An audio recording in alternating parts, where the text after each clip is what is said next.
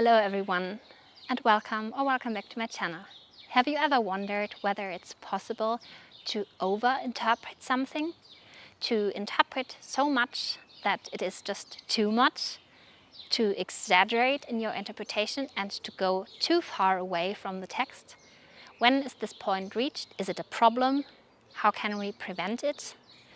What is a good guide for interpretation, and what can we learn for interpretation as standard rules and different approaches? What is the role of the author, the reader, and the text? Today we will dive into Umberto Eco's interpretation theory, especially on intentio, operis, auctoris and lectoris, and the idea of overinterpretation and the model reader. So I hope you enjoy the video. So before we go into detail on Umberto Eco's interpretation theory, let me first talk a little bit about who he was and why he's famous. Probably you know Umberto Eco as a novelist, as the author of novels like The Name of the Rose or the Foucault's Pendulum or Bordolino and others. But he is also a very famous literary theorist, especially in semiotics, but also in medieval studies, and he's also a cultural critic. He lived from 1932 until 2016, and he's been publishing ever so much. So it's very difficult to grasp the whole work of him, but there's a lot to dive into, and the nice thing about Eco's work is also that it's building upon each other. So especially if you're reading the theory works, he's always referring back to his older works and also making very clear how his own ideas have developed, which makes it quite delightful to engage in the reading. As a semiotist and cultural critic, as well as a literary theorist in general, he drew on many different scholars and was influenced by the whole debate, but he was also actively engaging with it. And first I want to give you a short overview of his most important works, as well as of his influence in the whole field, especially also the development between 1960 and the 1990s, which was when he developed most of his most profound ideas on interpretation. So when you're thinking of literary theory, the time when this was mostly relevant and debated, when there was a very active discussion about profound questions such as the role of the text, the reader and the author, you have to go back into the 1960s. From the 1960s to the 1980s was a very profound time in interpretation theory, because there were so many shifts happening and so many different influences discussed and debated. And this was also the time when Umberto Eco was actively at work and actively partaking in many discussions, conversations, conferences and debates around this field. So how text should be read and understood, and what is forbidden and allowed, and what you should not do any longer, that were the questions that were debated mostly. So especially the relationship between the text, the author's intention and the reader's role in producing meaning was discussed.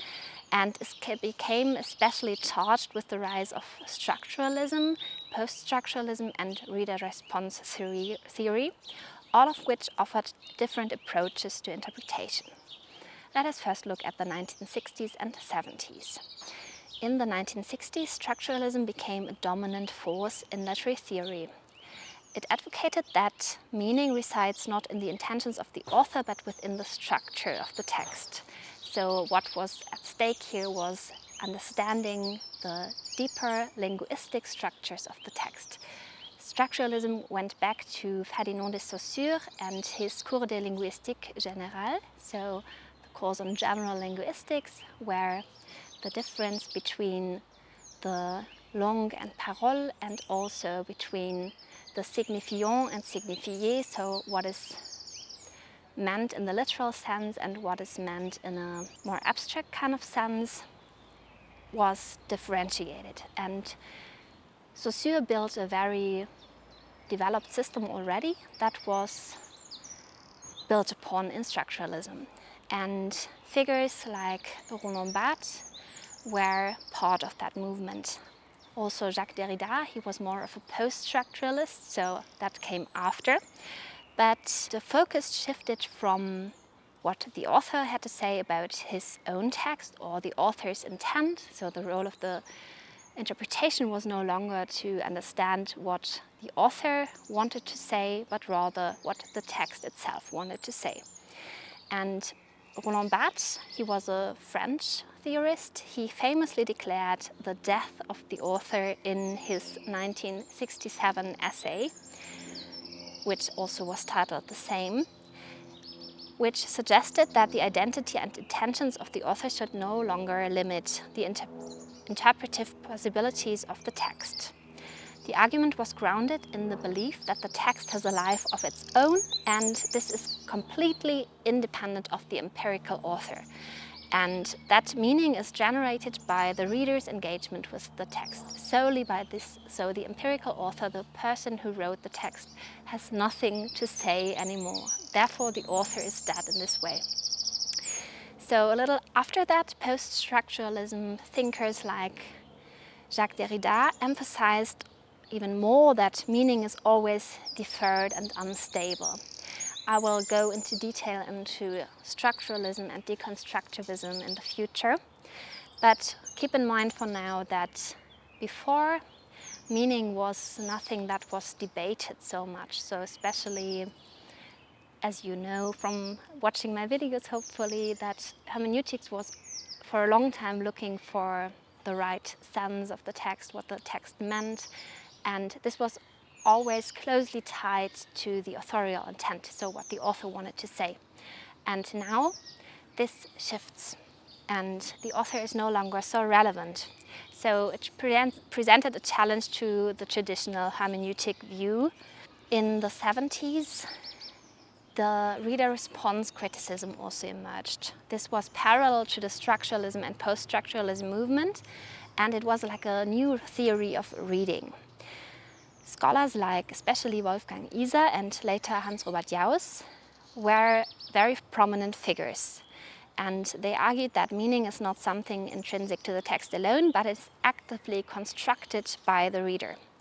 In Iser's seminal work, The Act of Reading from 1976, he proposed that the reader's imagination plays a crucial role in bringing the text to life, filling in gaps and completing the narrative. According to Iser, every reading is unique, shaped by the reader's individual experiences, background and expectations. Umberto Eco entered the debate himself in 1960 or 62 to be precise, with his work, The Open Work, already. And he has been publishing works in that field ever since. He's also been publishing The Theory of Semiotics in 1976, but the work that I want to talk about is from 1990 and 1992. So before, you should know that unlike Roland Barthes and Jacques Derrida, Umberto Eco did not embrace the complete autonomy of the text or the complete dissolution of the author's role. So he said it is not possible for either of them to be completely cut out, and we have to find like a common ground, we have to find like a compromise. And in his work, The Open Work from 1962, he proposed that texts, especially modern and avant-garde works, are open to multiple interpretations, but they still retain a certain structure and coherence that's the guide to the reader's understanding. So interpretation is not a matter of unrestrained freedom, but it is a process of negotiation between the reader's expectations and the text's potential meaning. By the 1980s, Eco had refined his approach to interpretation even more, and especially in response to the growing influence of post-structuralism and the reader response movement, he was establishing his own ideas. So by 1990 is when the texts that I want to talk about today were given or published. So the first is The Limits of Interpretation, which is a work in which especially the essay on the state of the art, and this essay is on the intentio lectoris. is very influential, and then also the 10 lecture series from also 1990 that I've got here, which was addressing interpretation and overinterpretation. And in this work, Eco introduced the 3 intention styles, intentio operis, intentio lectoris and intentio auctoris, which you can apply when interpreting yourself, so you get a better understanding of which part plays which role. So let us look at those now. So first and foremost, and the most important one, is the intentio operis, the intention of the work, which says that meaning is embedded mostly in the text itself. It is the most stable of the 3 intentions and aligns with Eco's semiotic approach and represents the structural coherence of the text, which can be analyzed through its linguistic and semiotic systems. So Eco emphasized in many passages that the meaning of the text is shaped by its internal structure, codes and conventions which guide the reader's interpretation, and this is often also closely tied to the coherence of the text. So if you find the inner coherence, you can also gain a better understanding. And the intentio operis is what you should always start with in interpretation and what you should see as the guide, what the text itself says, not so much what you say or the author says. The second one is the intentio lectoris, that's when you as a reader come in, which refers to the intention of the reader or the meaning that the reader brings to the text. Eco acknowledged the active role of the reader in constructing meaning, but he also emphasized that the reader's interpretation must be grounded in the text's own possibilities. The reader's freedom is not unlimited, it is constrained by the text structure and the interpretive conventions that govern its reading. And this is also often closely tied to the kind of approach you choose in general. So what this allows you and does not allow you, but in general, this way Eco acknowledges that the reader plays a big role, but it's not the only and especially not the most important role. Lastly, there's the intentio auctoris, which refers to the intention of the author or the meaning the author intended to convey. While Eco did not dismiss the author's intent as irrelevant, as the post-structuralists in many ways did, he argued that it should not be the sole determinant of a text's meaning. The author's intention is one factor in the interpretive process, but it is not the final arbiter of meaning. The text and the reader's interaction with it play equally important roles. And I think what is most important here is to see that the intentio operis is like what is most important, and in the same time you see that Eco has been acknowledging the role of reader and author, and it's quite refreshing to see that not everything got washed away by post-structuralism in the 70s and 80s, I think. So seeing that the author did still play a role is very interesting. In a way, Eco tried to reconcile the extremes of the different positions here. And I think it gets even more interesting if we look at the dangers of overinterpretation next, which we do by an example.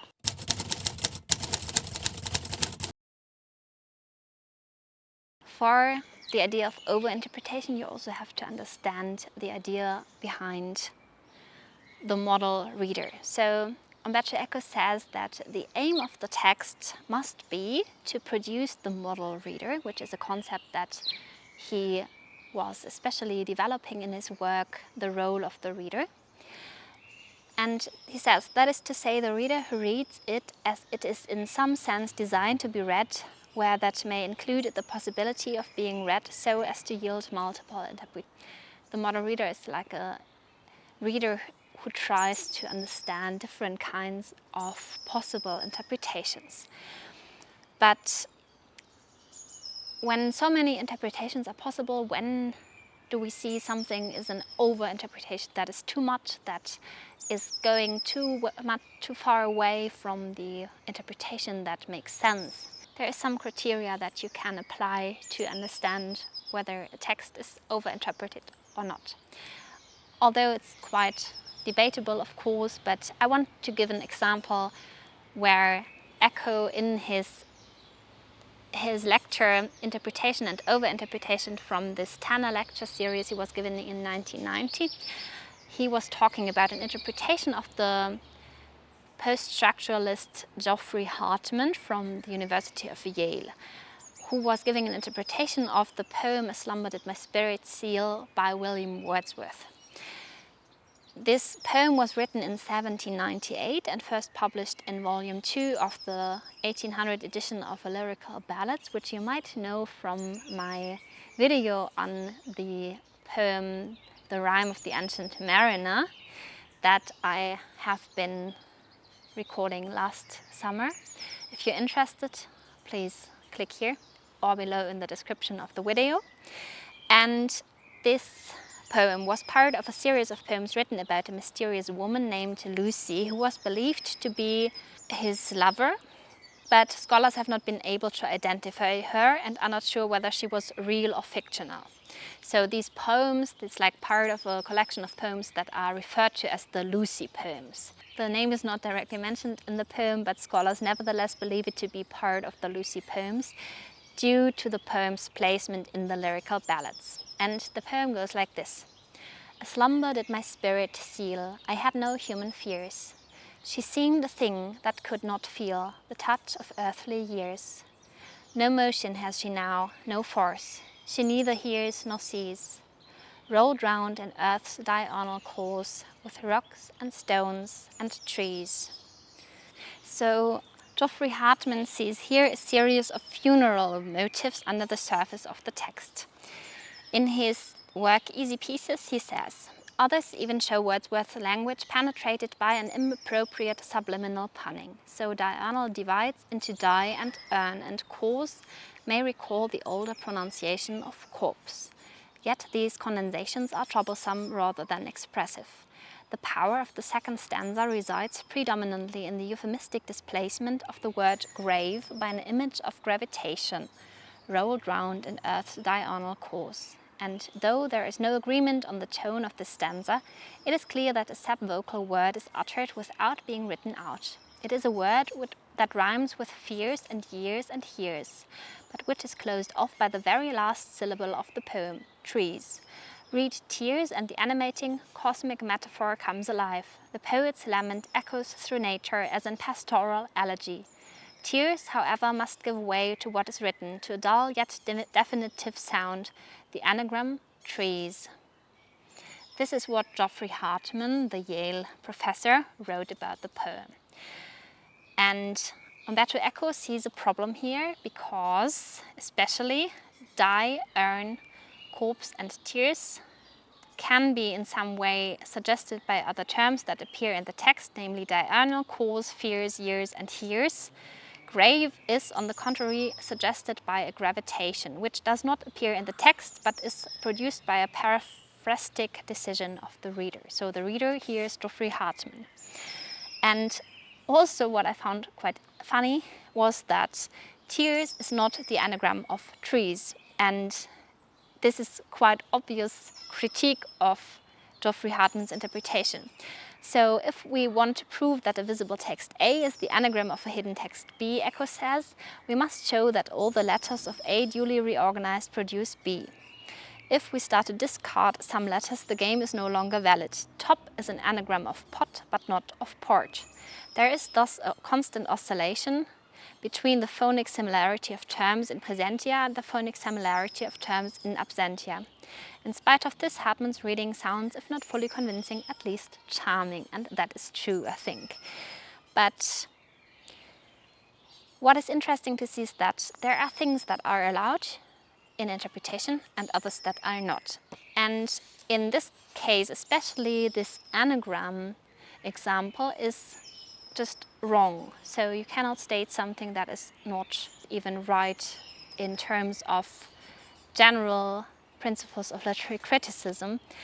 And what Umberto Eco says here, that it is possible for like a sensitive reader to see these ideas in the poem. So this diurnal, die and urn. So there's like more to it in the language, but as it is not written down, he would say that is like a kind of overinterpretation. as Eco says, that a text is a device conceived in order to produce the model reader, which I explained before. The idea is also to recognize this intentio operis, and this is to recognize a semiotic strategy. And sometimes the semiotic strategy is detectable on the grounds of established stylistic conventions. And for example, he says that if a story starts with once upon a time, there is a good probability that it is a fairy tale and that the invoked and postulated model reader is a child or an adult eager to react in a childish mood. And even if the text then turns out to be not a fairy tale, we can see that the start is written in a way that could also evoke the idea that it is meant to be presented as the start of a fairy tale. And the question is how to prove a conjecture about the intentio operis. Umberto Eco says the only way is to check it upon the text as a coherent whole, as I also hinted at before. And the idea is also very old. It goes back to Augustine with De Doctrina Christiana, which is also a very profound text in hermeneutical tradition of the late antiquity.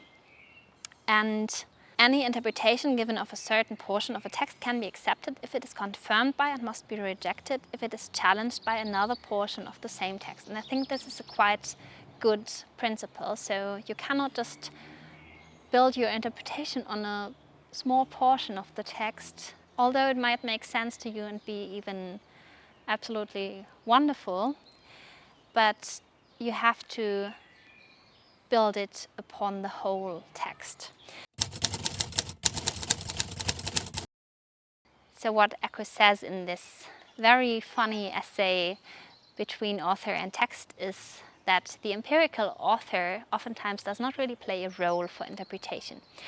And this is not because he does not know his text or he has not written it or anything, but it's just that there are sometimes meanings and references that the author might not have put in it consciously but subconsciously. And what is quite interesting is that Eco himself as a novelist can also reflect upon interpretations that others made of his own works and then react to them. And this way he's both the empirical author and also the literary theorist, engaging with the whole debate and also with his own work and how others reacted to that. And what is quite interesting to see is that there's basically any kind of scenario you can imagine. So there's the scenario that people really found the things that he put into the text, especially with the novel The Name of the Rose. There are so many allusions and really works. For example, he's citing real works from medieval times, from like the 1400s, and people figured that out, especially medieval scholars. And this is quite cool, I think, because this way you can just see that Eco really, he really put those hints in that text and people found it. So there's like the clues and like the readers or the scholars found them. And I think that's really nice to know as well, because sometimes you wonder whether authors actually do that. Do they really put like hints into the text and like a deeper meaning or something, or deeper allusions that like the surface level reading wouldn't be able to discover, but like a deeper level would be? And obviously Eco did that, which is quite wonderful, but also maybe even quite obvious, because his works are very dense and very deep, and there's so much in it. So it's like philosophy and history and also language history and so many different things, and therefore it makes sense to assume that from all of his knowledge he put a lot into the work. And at the same time he also says it's not only this case, but there's also cases when people got his ideas completely wrong, or they said there's like this illusion, and he says, no, I did not even mean that, and even if I did, is not interesting, so it does not provide any kind of clue or anything that's more interesting. So why should we care? So that's also quite interesting. And the last case would be that sometimes people find things in his text that he's like, oh my God, that's brilliant. I'm not sure that I really put that in the text. I think I didn't really think of that when writing, but it makes sense and I find it great. And that's so funny, I think. And that's also showing us in so many ways why interpretation is important and why it is not just like someone writing a text, putting it out in the world, people read it, and then the whole process begins over ever again. But the empirical author can also be happy about the interpretations and learn about their own text, and that's so wonderful, I think. And also, it's like a never-ending debate and a never-ending conversation about stories and texts and structures and interpretation. I hope you liked this kind of overview I was trying to give in this video, especially on this poem, A Slumber Did My Spirit Seal. There's many discussions around that, and I will probably also refer back to that in a later video when I dive deeper into the literary aesthetic, so stay tuned for that. Probably happening in May or June, let's see. I really hope you enjoyed the video. If you have any questions, please just drop them down below in the comments. I will, as always, link all my playlists to my other videos on fantasy and science fiction literature from ancient to medieval times, and on Gothic literature, as well as my series on literary theory down below as well. If you haven't yet, please consider subscribing to the channel, and I hope you enjoyed this video and have some more ideas about Umberto Eco and his absolutely wonderful work. And also don't worry if you consider reading it. I can highly recommend it. It's very good to get into. There's a lot of allusions, and he's obviously knowing everyone in the whole field. So he says, oh, I've got this letter from Derrida, and then there's this review from Claude Lévi-Strauss and everything. So he's basically knowing everyone in the field, especially in those times. But that makes it also more lively, and as long as you're willing to engage with the ideas that he's discussing, it can be very delightful. So see you in my next video. Thank you for watching, and bye bye.